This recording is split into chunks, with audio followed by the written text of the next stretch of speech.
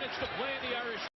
And get Bonzi Colson a block shot on that possession right there. Great job by Colson. And a lot of guys will come over, especially when you see a Kogi with that much room to run and get out of the way because he's going to put you on the poster. Bonzi Colson sticking his hand in there, coming up with the block shot. Josh Heath is going to pick up a foul as Farrell was cutting his second. And you see coming across, Colson comes up. I won't say he got a lot of basketball, or I shouldn't say he didn't get any basketball. There was a lot of hand or wrist on that one, but you know, you go back to the pickup game again. We talked about it a lot. They simply say, "Hey, hands part of the ball, right?" Sure, yeah. Was that Beecham coming over? Yep, Beecham coming over. Okay, I thought that was Colson getting over there. I think that was one that could have went Georgia Tech's way. Farrell, an excellent free throw shooter, hits both. If we were at McCamish, it probably would have gone. Perhaps, yeah. You're not wrong. Okogie. That time it's Colson with the swat. Run down by Heath. Stevens to Jackson for three. A big one. And Colson snares that rebound inside of Lammers. 90 seconds to go. Pressure being applied by Georgia Tech, and Farrell is fouled by Stevens. And this is going to become so difficult to beat Notre Dame with their ability to shoot free throws and handle the basketball on the other end of the floor. So Quentin Stevens does foul out with a minute 24 remaining. He'll close out his night with a couple of points and 4 rebounds. A low-scoring night for Stevens compared to where he's been this year. He's seen more crucial minutes since Abdoulaye Gay has been out of the lineup with that fractured wrist since early February. And now Matt Farrell, who has picked up some clutch points late in the second half, has a chance to put Notre Dame up by 10. And he does for the first time tonight. That shot at the end of the shot clock really seemed to have taken a little bit of the wind out of the sails of Georgia Tech after a great defensive stand for Farrell to come up with that big bucket. That's a big shot by Todrick Jackson. That cuts the lead to 7 with a minute 16 to go. And Jackson has turned it up in the second half. No wind out of the sails of Todrick Jackson as he continues to play stellar basketball coming off the bench. And I've mentioned it before, Todrick Jackson, if not for Zach Leday and what he's done all year long at Virginia Tech, it really is a starter but does not start the game coming off the bench. I think Todrick Jackson would be right there up in the contention for 6th man of the year. Jackson has scored Georgia Tech's last 9 points. You mentioned Leday along with Seth Allen, what they've done off the bench this season. And Jackson, a guy who, as a junior, had a lot of weight on his shoulders this year. Not a great shooter his first couple of seasons. He has found that consistent shooting stroke from inside the arc and outside of it this year. And he's been coached hard by Josh Pastner. Pastner loves the way that Todrick Jackson has responded. You look at that list. Seth Allen has started probably half the game this year, so I don't count him in that 6th man of the year award. But Zach Leday has not started a game this season, and that's part of what Buzz Williams has done at Virginia Tech. And, of course, to their success, of course, Zach Leday comes in as normally, very efficient. He's their leading scorer off the bench. So that award will go solely to him. But Todrick Jackson has been special. We mentioned 25 against Notre Dame, 24 against VCU or Tennessee earlier in the year, and then 29 against Boston College. He's had a number of great efforts that has helped his team come up with big significant wins this year. 3 times he's had 20 points or more in the last 8 games. We expected Georgia Tech pressure, and indeed they bring it. And Vastoria gets fouled by Justin Moore. So Vastoria, the 6th best free throw shooter in college basketball at 92%. Leading the ACC, will go to the free throw line here for 1-1. We talked about him being clutch. He actually made 2 free throws at Pittsburgh early in the year to send the game to overtime, and then Notre Dame, of course, was able to go on and win that game in overtime, getting them off to their 5-0 start. And we mentioned them streaking, got off to a 5-1 start in their first 6 games in the ACC play, and then lost 4 in a row. Now, again, 92% free throw shooter. We're not used to seeing that. I kept talking to his free throws. I didn't get quiet like everyone else in the gym. 80 of 88 now. He's only missed 8 all year. And there is Todrick Jackson again to cut it to a 2-possession game with a minute to go. And Farrell will smartly call a timeout as he got trapped in the corner. And a great decision by Georgia Tech there not to foul. And the clock does not start over because of the timeout right now. You have 8 seconds to get it across midcourt, and now you have to inbound without being able to run, or from the corner now, rather, instead of underneath the rim. 56.8 to go, 5-point game. Neither team has a timeout remaining, and the star of this night so far through the first 39 minutes has been Bonzie Colson, another double-double. And Bonzie Colson has done it inside as well as outside, coming up with his own miss, and then that soft touch around the rim to be able to finish. And then defensively had 2 back-to-back steals in the first half to get some separation from Georgia Tech, and then he's been able to get it done from beyond the arc on the offensive glass. There's no area of this game that Bonzie Colson has not affected here for his Fighting Irish tonight.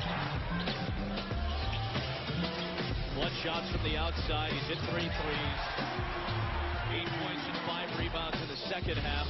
Part of that 20 and 11 performance tonight for Bonzie Colson, the junior out of New Bedford, Mass.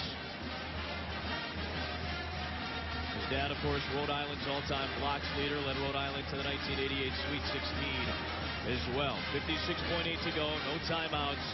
Again, Georgia Tech has opportunities this week. They've got a game at home against Pitt. They go on the road to Syracuse, which might be the bigger of those 2 games. But you said it in our pregame show. If they lose this game tonight, you think they have to win those final 2 games, and then obviously we'll see what happens in Brooklyn. Yeah, I believe they have to win those 2. This game would probably count for almost 2 if they were able to beat this Notre Dame team on the road. But if they're unable to win this one, I think the next 2 at Syracuse and, of course, at home against Pittsburgh, I think they're both must-wins if Georgia Tech wants to see to have a chance of getting into the NCAA tournament. As we said, because of that great trap by Georgia Tech, out of the timeout, Vastoria can't run up and down, and he's got to inbound from the corner. He does get it to Pfluger. Incidental contact there between Jackson and Pfluger. The foul is on Heath. He was the one who made contact with Pfluger. The foul was actually called earlier in the possession on Heath. Yeah, when he dove towards Pfluger, it wasn't the contact with Jackson. That's great. I love seeing that. Great sportsmanship between two pretty tough guys right there going at it. And you see Heath, there's the foul right there going after the basketball. But then as Pfluger picks it up, and Todrick Jackson just trying to make a play, and bodies colliding. But, of course, both those guys getting up, checking on each other, making sure they're all right. Love the sportsmanship. I actually saw Josh Okogie pick up B.J. Beecham after he knocked him down earlier. The same thing, sportsmanship. And, of course, you love to see guys do that. And it's a lost art. It's something that players have gotten away from. I mean, you feel as though, I think guys feel as though now they're not tough if they help someone up. And at the end of the day, you're out here competing. And, so I love to see that between the two of them. I don't think that it's soft or anything like that. I don't think you're any tougher if you don't pick somebody up. It's more of a coward move, honestly. Yeah, I agree with that wholeheartedly. Notre Dame 11 of 13 at the free throw line. Jackson has been clutch late. Another three for Todrick Jackson, and he has cut it to a 3-point game with 47 to go. And right now, if you're Georgia Tech, just defend. You're going to get the basketball back. You don't need to foul. It's a 3-point game, so force Notre Dame to have to make a shot.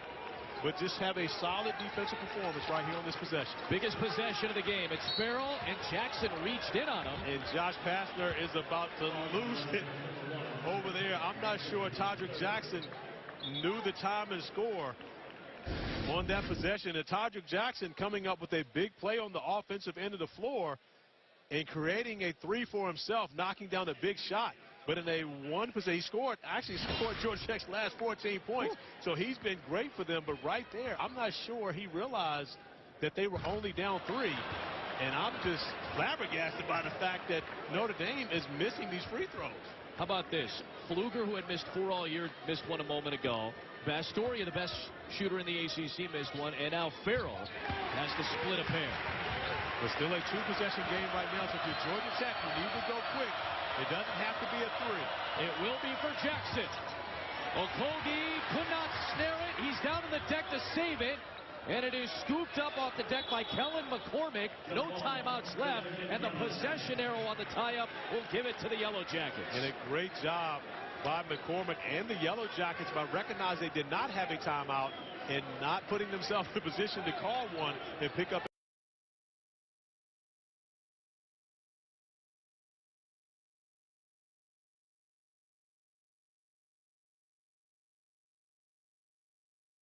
The possession arrow goes back in their direction. 18.5 to go, as Corey mentioned. It is a two-possession game after one of those Farrell free throws.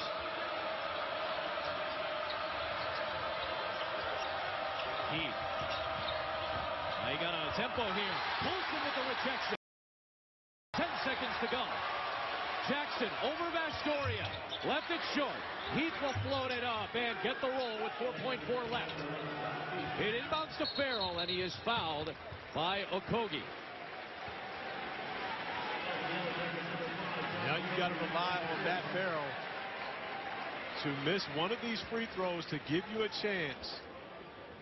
If Farrell goes to the line, is able to knock down both of them, this game is over.